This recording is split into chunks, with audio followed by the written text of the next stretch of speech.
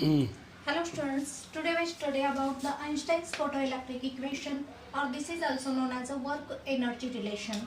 According to the Einstein, if we consider the metal surface, when the electromagnetic radiation with the frequency nu are incident on the metal surface.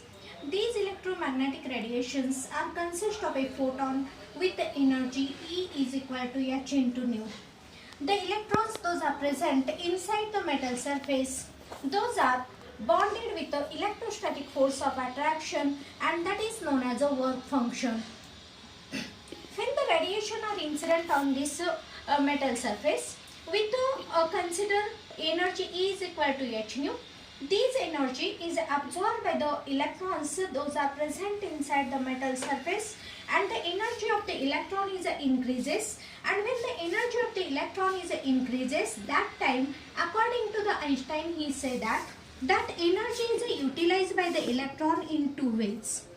When the energy is given to the electron and the photoelectron, the energy is increases, and that energy is utilized by the photoelectron in two ways. The first part is known as a work function, means the amount of energy which is utilized by the electron to remove from that surface, and that is known as a work function. And the remaining part of the energy is required to that electron to move away from that surface with a velocity v, and due to the velocity the energy which is possessed in that electron, and that energy is known as a kinetic energy. So the second part is in the form of a kinetic energy. So according to the Einstein, he said that the energy given to the electron is divided into the two parts. Some part of the energy is required to remove work function, and the remaining part of the energy is required for the kinetic energy. So in this type, this equation is known as Einstein's work energy relation. This relation is very important for the 5 mass numericals, as well as this equation is important for the NEET or JEE questions. So here E is equal to the energy which is given by the photons, that is E is equal to h nu, and the work function is depend upon that metal surface, and that is equal to h into nu naught plus kinetic energy. So here this kinetic energy of the liberated photoelectrons is totally depend upon the metal surface. If for the example, if the electrons are loosely bonded to the atoms, or electrons are loosely bonded to the ions, that time the electrostatic force is less, or the work function is also less. So that time the work function is less, means the kinetic energy is more. When the electrons are tightly bonded to the nucleus, means the electrostatic force is more, means the work function is more, and the kinetic energy is less. For the example, if we consider any one metal surface, suppose the work function of that metal surface is a 4 electron volt, and the energy which is given by the photons, if that energy is equal to 7 electron volt. So that times here the energy which is given by the photons is more as compared to the work function, means the electrons are liberated from the metal surface. Out of this 7 electron volt, the 4 electron volt is required for that electron to remove for that surface, and the remaining energy in the form of a kinetic energy. So that time, now for this example, the remaining energy is equal to 3 electron volt, means that is a 4 electron volt work function, and the 3 electron volt is a kinetic energy. But for the other example, if the work function is more, means for the other surface, if the work function is a 6 electron volt, that time means in this the electrons are tightly bonded to the nucleus, means the work function is more. If the given energy is a 7 electron volt, to liberate the electron from the metal surface, there is a 6 electron volt is required, and the remaining energy is a 1 electron volt. So in this type, the kinetic energy is totally depends upon the work function, or the kinetic energy is depends upon the metal surface. If the metal surface, in that metal surface work function is large, then the kinetic energy is less. If the electrons are tightly bonded to that nucleus, that time the work function is more and the kinetic energy is less. So in this type, then another one part is there, the kinetic energy is does not depend upon the intensity of a incident radiation. We know that the intensity of a incident radiation means the number of a photons are given. For example, in the radiations, if the electrons are present inside the metal and those are in the electrostatic force of attraction with the ions, and the radiation are incident on this, that time if the 10 photons are given, means this 10 photons is considered as a intensity. So if the intensity is increases, the number of photons are increases. To liberate one electron, one photon is required. Means the number of photons are increases or the intensity is increases, that time the photoelectrons are liberated. But the kinetic energy is does not depend upon the intensity of a incident radiation. Kinetic energy is depend upon the metal surface as well as the frequency. Then see the other example. The kinetic energy is depends upon the frequency of a incident radiation. For example, we know that the ultraviolet radiations are consist of 7 colors. Out of the 7 colors, if the first color, that is a red, we know that red has a less frequency and large wavelength. Red has a less frequency and a large wavelength. The violet has a large frequency and a less wavelength. So here, if we give the red frequency, means the photons with a red color, that time the electrons, those are liberated. And another one, same metal surface with the same work function, the violet frequency is given, means the violet photons are given, that time the energy of a violet photons is more as compared to the energy of a red photon. That time the kinetic energy of the violet photons is more as compared to the kinetic energy of the red photon. So in this type, the kinetic energy is depends upon the frequency of a incident radiation, as well as the kinetic energy is depends upon the work function of the metal surface, and the kinetic energy is does not depend upon the intensity of a incident radiation. So in this type, by using this equation, we can find out the kinetic energy as well as the velocity of a liberated electrons. If we consider this equation, h nu is equal to h nu naught plus kinetic energy. To find out the velocity of a electrons, we know that kinetic energy is equal to half mv square. Kinetic energy is equal to half mv square. What is m here? M with the mass of the electron, v with the velocity of the electron, those are liberated from the metal surface. Then to find out the velocity of a electrons, we use this equation, half mv square is equal to h nu minus h nu naught. Therefore, to find out the velocity, v square is equal to 2 into h nu minus h nu naught divided by m. Therefore, v is equal to root of a 2 into, if we take h common, nu minus nu naught divided by m, where mass of the electron is a m and h with the Planck's constant, nu with the frequency of incident radiation, and nu naught with the threshold frequency. Then, if the wavelength is given, that time we use the other formula. We know that nu is equal to c divided by lambda. If we substitute that value, h into c by lambda is equal to h into c divided by lambda naught plus kinetic energy. As well as we know that according to the photoelectric experimental results of a photoelectric equations of photoelectric experiment, kinetic energy is directly proportional to the stopping potential. Therefore, kinetic energy is equal to E into V naught. Therefore, if we substitute the value in this equation, H into nu is equal to H nu naught plus E into V naught. Therefore, to find out the stopping potential of the electron, we use this equation. E into V naught is equal to H nu minus H nu naught. Otherwise, V naught is equal to H divided by E into nu minus H divided by E into nu naught. We know that H nu naught is known as a work function. Therefore, stopping potential is equal to H by E into nu minus H nu naught means work function divided by E.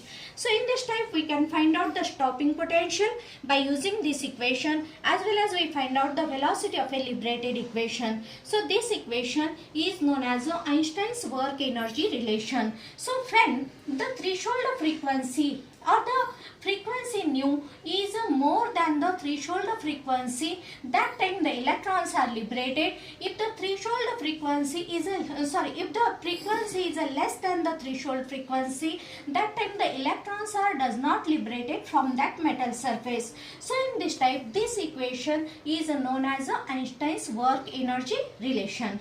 Then the other part of this chapter is de Broglie wavelength.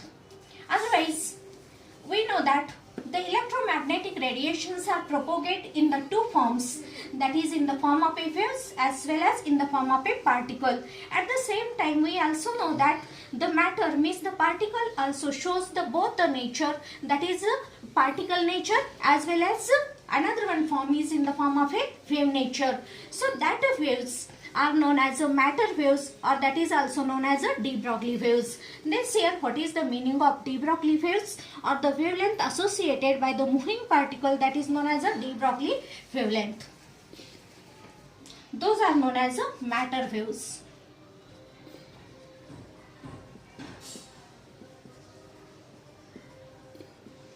Or this is also known as de Broglie waves. Then here matter waves or the de Broglie waves are those the waves associated with a moving particle, that is known as matter waves. Then we know that the de Broglie waves or the matter or the particles consist of a radiations with the energy E is equal to H into nu, and the mass of the electrons, or that is according to the Einstein's mass energy relation, E is equal to m into c square. When we compare these two equations, we find out the de Broglie wavelength, and de Broglie wavelength is a lambda. Therefore, H into nu is equal to m into c square. We know that nu is equal to c by lambda is equal to m into c square. This square c get cancelled, and m into c means nothing but a momentum. Therefore, momentum P is equal to H divided by lambda, and here we want to find out the de Broglie wavelength, that is a lambda. Therefore, lambda is equal to H divided by P. So, P means nothing but a mass into velocity. So, the de Broglie wavelength is inversely proportional to the mass of a moving particle. So, mass is a more means the de Broglie wavelength is a less. Then see here, what is the relation of a de Broglie wavelength with the kinetic energy? The second part, the relation of a de Broglie wavelength with the kinetic energy. So to find out the relation of a de Broglie wavelength with the kinetic energy, we consider the kinetic energy is equal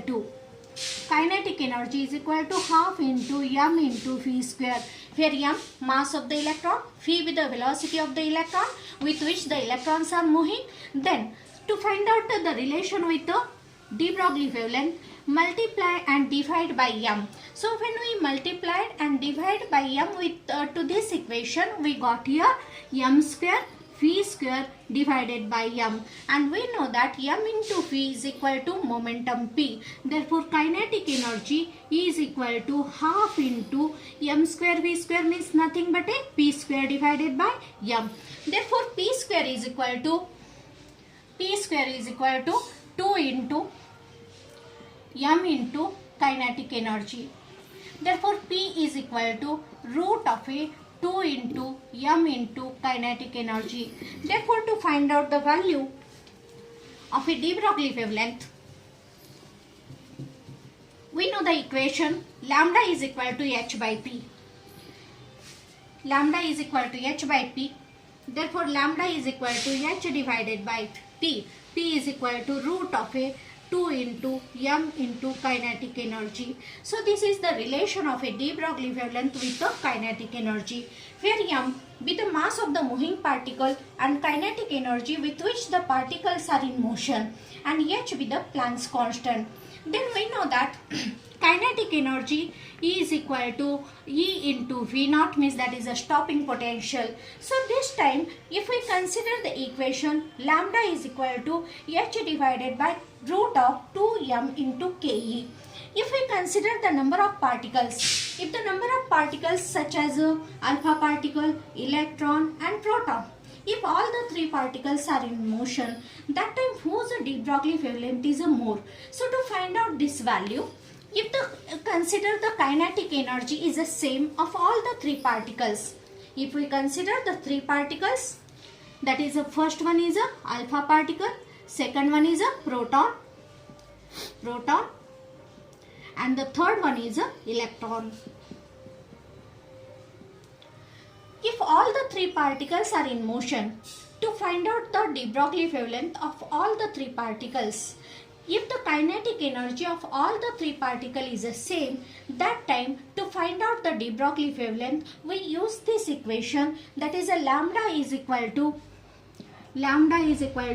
h divided by root of a 2 into m into kinetic energy. If the kinetic energy is same, then if we consider the first alpha particle, if the alpha particle is, we know that the mass of a alpha particle is large as compared to the proton and as compared to the electron. So mass of a alpha particle is large. Therefore, the mass of a alpha particle is large if the kinetic energy is same and h, the Planck's constant, is the same for all the particles. That time the de Broglie wavelength of a alpha particle is more as compared to the proton and electron, because the mass of a proton is less as compared to the alpha particle and more as compared to the proton.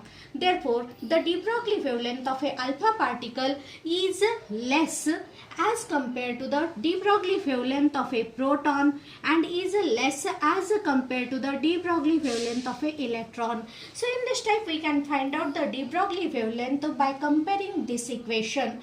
Because the mass is large, so the de Broglie wavelength is less, and less electron, the mass of a electron is less, that is a 9.1 into 10 to the power of minus 31. So in this type, by using this formula, we can find out the de Broglie wavelength of any moving particles. Then here, the other one relation, the de Broglie wavelength with respect to the stopping potential.